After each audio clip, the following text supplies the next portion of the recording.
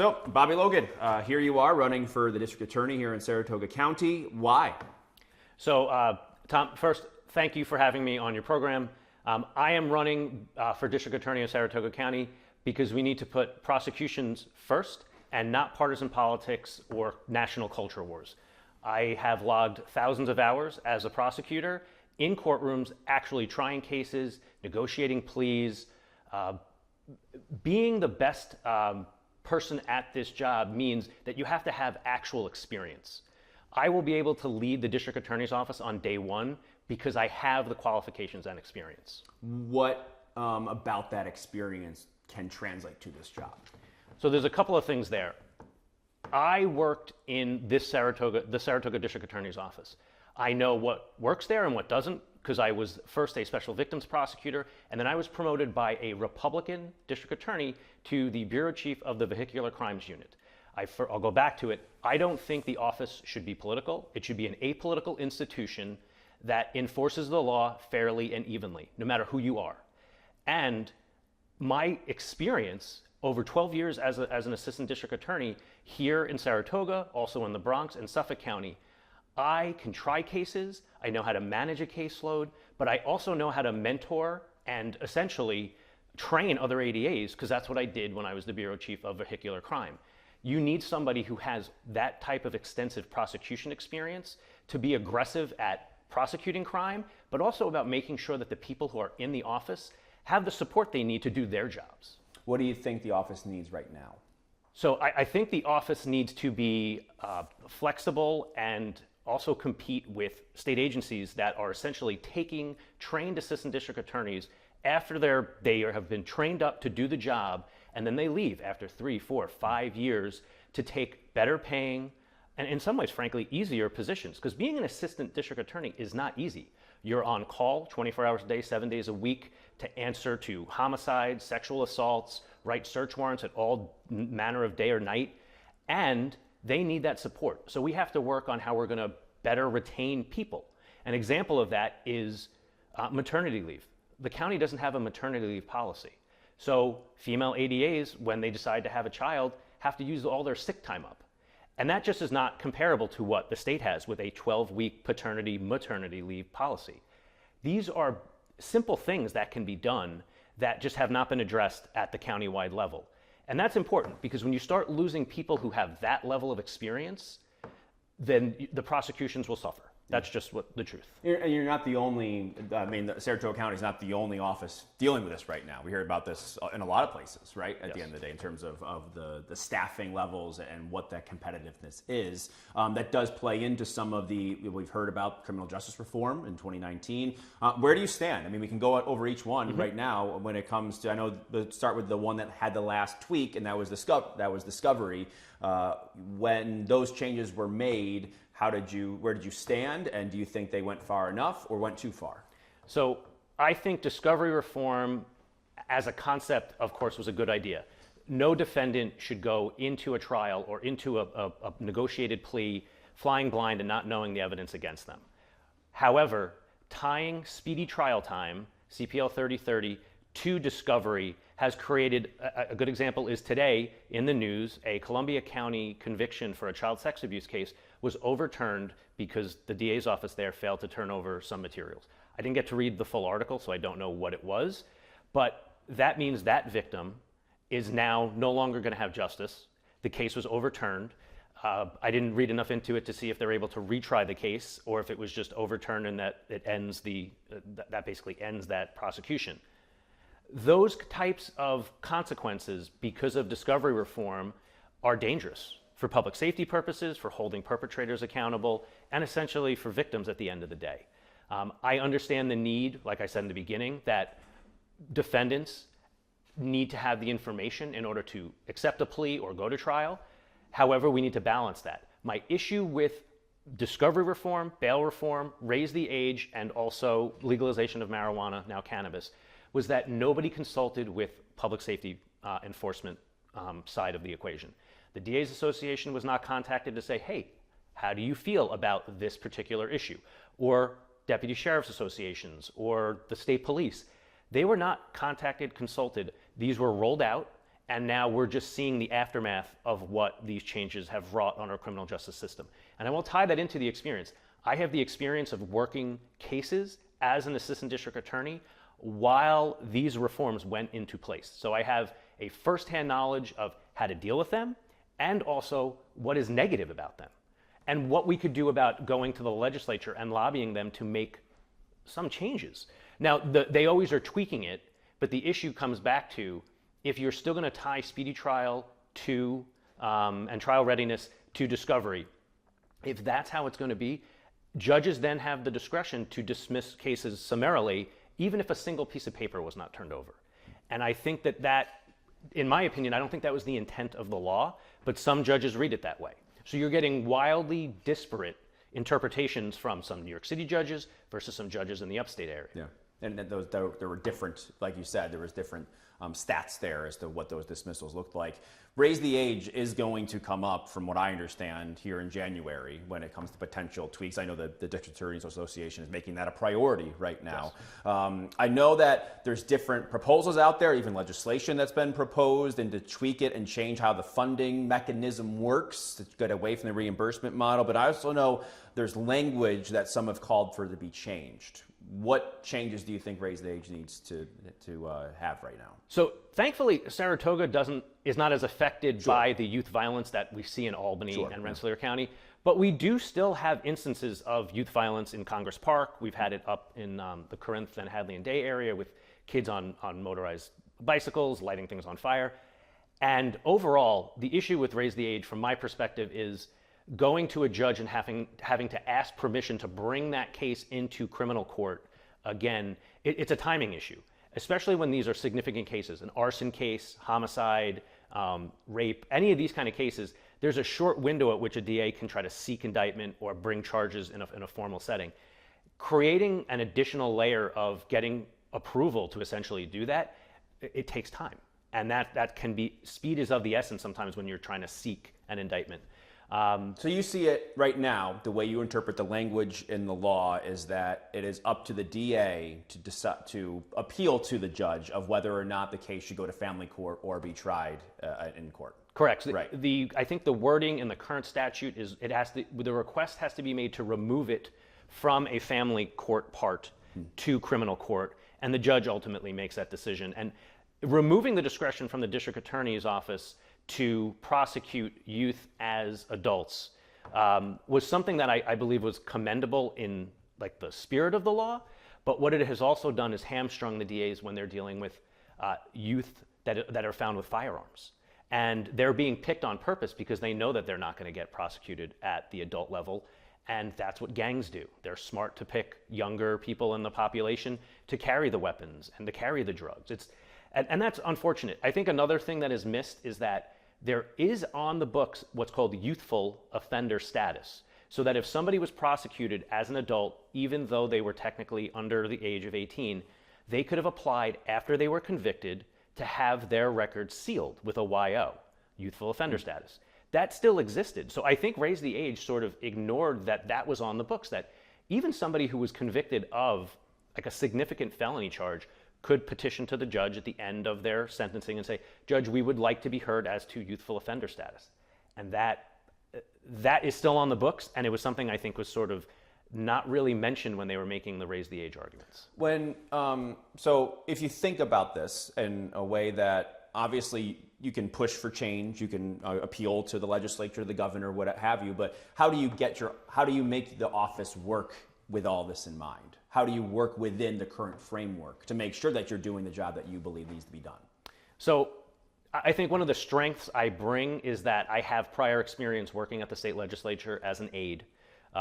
And I do have relationships with assembly members and state senators on both sides of the aisle because I worked for both sides at one point. I'm pretty apolitical in that sense, and I believe that a district attorney's office, their DA needs to be able to go to any politician and say, I think that this needs to be addressed. I have been pushing this issue of a domestic violence statewide registry pretty hard because I have heard from parents of murdered kids in the domestic violence context that this needs to happen, that maybe if their daughter had known that the person they were dating was an abuser at some point, they would not have like literally on social media or at a dating app, pick them to go out to dinner with. And it needs to be statewide because of the fact that people move. So I've been pushing for it. And in the domestic violence context, the numbers from the Division of Criminal Justice Services show that if you use the 2014 numbers, there were approximately 653, I think that's the number, it's in that ballpark, calls for service, meaning domestic incident reports were filed in that number in that year. If you look at 2023, the most recent year we have, it was almost 1,200 calls. So we're at like 1,900 and something. That's almost doubling the amount of domestic incident reports that are filed. It doesn't mean somebody was charged, but it means that the police were called because of a domestic incident. That means domestic violence, domestic incidents are on the rise. They need to be combated. Going back to the point about retention, assistant district attorneys need to be trained, and especially trained in different areas of the law. Domestic violence, sexual assaults, those who do vehicular cases. It's hard to be so specialized across many, many areas unless you have years of doing it. And that's the difference. Like, we want to be able to keep these people for a decade or more so that when a case comes across their desk, they're going to do a really good job. So, and that's why I'm pushing for the DV registry. I think that it could save somebody's life. Wow. You know, you think of, there has been, I mean, obviously Saratoga County's issues are different than some of the surrounding counties for sure, but there have been high profile cases, crimes here over the course of the last decade or so. I do want to ask you about the Broadway shooting a few years ago, and that was very high profile. You know, we had a lot between the DA office and the city officials and how they presented it with that, but it ended up getting dismissed, the indictment. Correct. From your understanding, what is your understanding of how that went? Would there be a different way you would approach that from what you understand about that case? Because that's something that I think people are still asking questions about today. And I was at an event at Skidmore last night, and it did come up. Because public safety, these are young men and women who have decided to live here, and that's what they heard. And they heard that there was a shooting in downtown a couple of years back, and thankfully no one was killed with the amount of bullets that were shot that night. I think our police should be commended for doing a good job in terms of investigating that case. I don't have any inside knowledge as to that case because I was no longer in the office at that point, but I have read the decision to dismiss the indictment, and I believe that Judge Murphy did get it right. I also believed, I know it's being appealed, the dismissal is being appealed right now, which would not have been the tack that I would have taken, to be honest. I would have utilized the ability to represent the case to a grand jury because of the fact that that was what the judge said. He dismissed it with leave to represent. And he essentially, in his decision, sort of offered a roadmap of why he thought the prosecution had come down their thumb too much on the side of one grouping. And part of the job of a district attorney is to consider the rights of all the victims involved, and including that of the defendants. So it's a weird position to be in because you're not a defense attorney. The only person that a defense attorney has an obligation to is their client. The district attorney and the assistants that work in the office have an obligation to everyone involved in the case, and that includes that defendant. So that case should have gone into the grand jury in a way that was presented so that there's no one, the DAs don't really indicate who they believe should be charged when they start the case. They put it in, and then they leave it to the grand jurors to say, hey, would you like to hear any other evidence? Is there anything else, other people that you'd like to hear from? You've heard from these 10, 15, 20 people. Is there any other evidence we can get for you? And then you go, all right, at this juncture now, I'm going to read you charges related to all of these people. Because charges could have been filed against all different sides. Yeah. And it makes the case more complex, of course, to have multiple defendants charged, but you don't shy away from the hard work just because it's going to be complex and make things complicated for you. Yeah. Another thing that has come up is the case of that was overturned, a wrongful conviction that you were involved in and now have been named in this as a defendant, as the individual seeking reimbursement in a wrongful conviction. This was regarding Jeremy Van Nostrand, the state trooper, a few years ago. Aaron Muniz, his conviction was overturned by a judge a few years ago. Currently, it is being litigated as he has gone now for a wrongful conviction, and you are one of the individuals named in that lawsuit.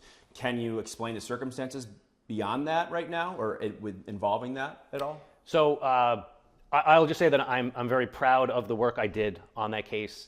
Other than that, I've been told I'm not allowed to comment on pending litigation. I haven't been deposed yet. Okay. That was supposed to happen, and it got pushed. So just on the advice of the attorney representing the county, I'm gonna refrain from making any other comments.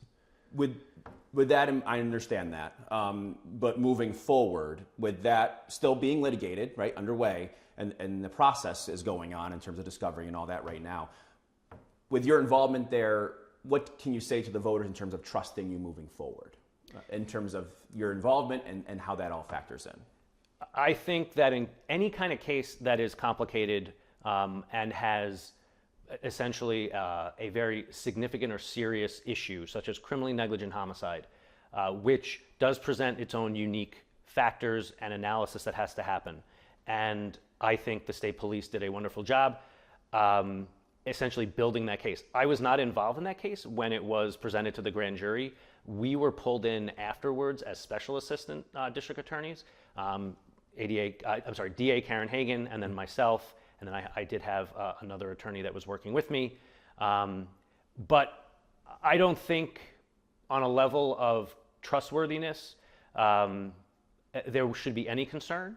I think that I have a good track record in terms of working on behalf of victims, bringing cases when they need to be brought, and then analyzing cases so that if there should not be criminal charges, there aren't.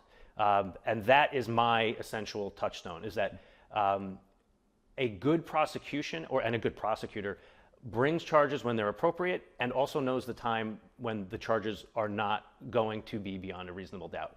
And in that case, I stand by our presentation to the jury.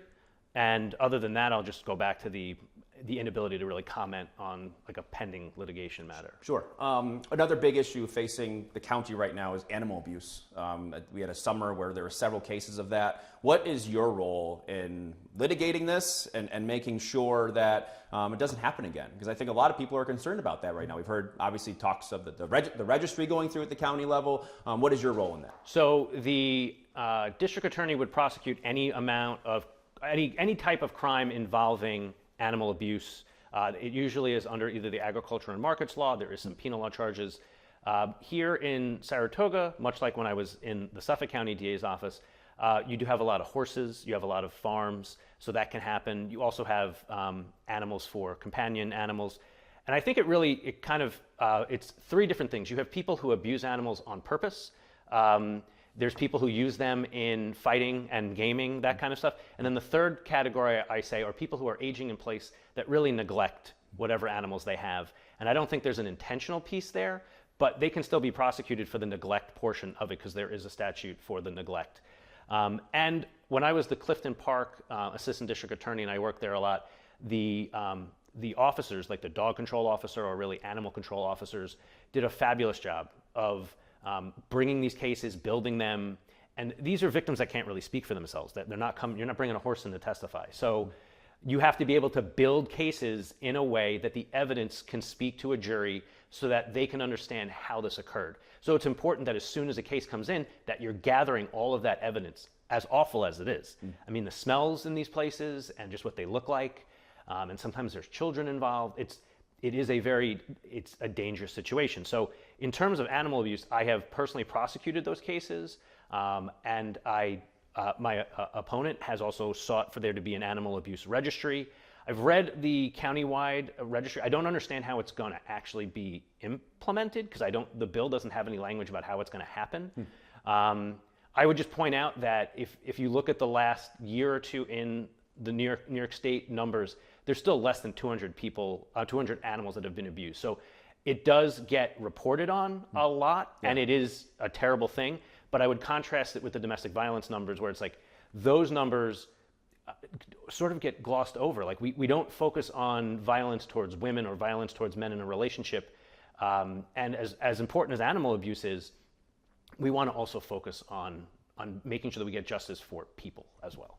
Yeah, and there is some connection there too. At the same, animal abuser, people will say that could translate right to domestic violence. Correct. So those things can be interconnected at the same time. I think it's scary to think about the fact that somebody who probably abused an animal in their lifetime is then going to go on a continuum and start abusing a person, because they just start to feel like, oh, I can get away with this.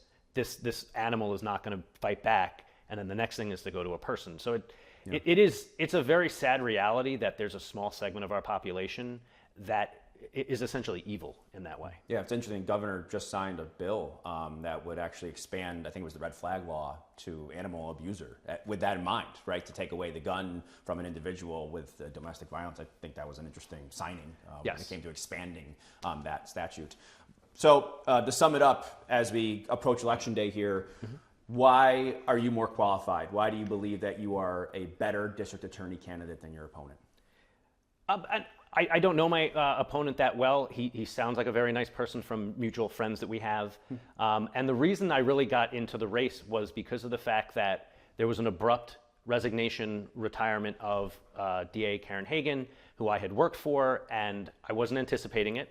I work at the tax department now in the criminal division, so I'm really not keyed into what's going on in the office anymore. But I did see that they nominated this individual who works in the court system now, and I then started to do more research into his background, and I had seen that he hadn't been a prosecutor since 2014, when he was a prosecutor from 2011 to 2014 in Warren County, which is north of us and is smaller. I felt that my over 10 years experience in multiple DA's offices, I mean, in the Bronx DA's office, I was managing a caseload of 350 cases at one time. And you get such a wealth of experience working in a large New York City office. I was fortunate to get that experience. I then went out to Suffolk and mostly worked in the child abuse domestic violence unit, trying significant felony cases. I mean, my youngest child victim was 5 years old that I put on the witness stand in an actual trial, not in a grand jury proceeding. And I gained a tremendous amount of experience trying cases. And then I moved up here where my wife and I had always wanted to settle because she grew up in Saratoga. And we are loving it here. We like raising our families here. We want to make sure that this county remains an attractive place for small businesses and employers. And that's why I'm running, because public safety matters. If you don't feel safe, nothing else really matters after that. And in terms of running, I just thought if you look at both of our resumes without the names on it and without party labels, because I really don't believe that people should vote for me because of a political party. I think they should vote for me because of my experience. But if I thought it was a hiring committee, I would say that far and away, I should be the candidate selected based on the fact that I've worked in the office, I have over 10 years experience, I've been a supervisor in the office, and running one of the units, setting policy, training ADAs about how to do their jobs. So I just thought all of that was a reason to put me in the mix for running, and then why I'm the better candidate to answer your question. And now, where I work in the criminal division of tax and finance, I've learned financial fraud. So I have a range of experience across essentially all types of criminal law. What was the clincher for you? You said you sort of built up the momentum to go and run. For you, what was the moment you were like, now's my time to do this? Because it came so suddenly. I'm curious because it did come really quickly with the quick resignation and things like that. So it was summertime. It's Saratoga. Yeah. Like my kids are doing stuff. Like we have summer camp, and like literally on my back porch right over here, I would complain to my wife about the selection process, that the Republican Party had essentially picked somebody and they wouldn't let anyone else interview, and it was such a quick process on their side. And I just didn't think that's how a democracy should function, that somebody essentially would be selected and then they would run unopposed. And I kept complaining, and my wife finally said, like, I'm also tired of listening to you complain. If you should just do something. And she's like, this seems like your moment. She was like, why don't you see if the Democrats have anybody, and if they don't, then put your name forward. And that's really how it happened. It was a very organic and super fast process, because it literally was only a short window in order to get their nomination and then to put my name forward. And then, as I'm sure you're well aware, as soon as I did, I mean, literally the day I was nominated, they sued to knock me off the ballot, which strategically from a political perspective, I guess makes total sense, because it costs $10,000 right off the gate. So in terms of my campaign, we started in a deficit. So everything I've been able to just build after that is still just repaying that. So I understand that this is the way politics works. I think it's awful, and it's the reason that good, decent people don't get involved in the political system and they don't put their names forward. But that only strengthened my resolve after I had decided that obviously I've struck a nerve with them that they were a little bit, I think, like scared and frustrated themselves. Like, wow, they're running a really super qualified person who worked in the office under a Republican. So you can't say that like I'm an anti-law enforcement candidate. And that's why I ran. I mean, literally, it was because my wife Alicia was like, I need you to stop complaining every night. Why is this job worth all that? Really for my family, for my kids, to make sure that as they grow up, if they want to stay here, it's a safe community and they feel that they can walk in downtown and feel safe while they do it. I also think from just a personal perspective, going back to like the good people, decent people not getting off the sidelines, in showing my kids that someone like myself who's not political, a couple months ago I never thought I would even be doing this, but that your dad's one of those people. He didn't really see himself ever running for public office, but he's now out there doing it, and elect me, and I tell the people who are helping me, like, tell people that Bobby has the experience to do the job. He's also just a decent person, and that at the end of the day, you will feel safe in your community because he's the one leading the office. Bobby, thank you very much. Yeah, thank you. Really appreciate it.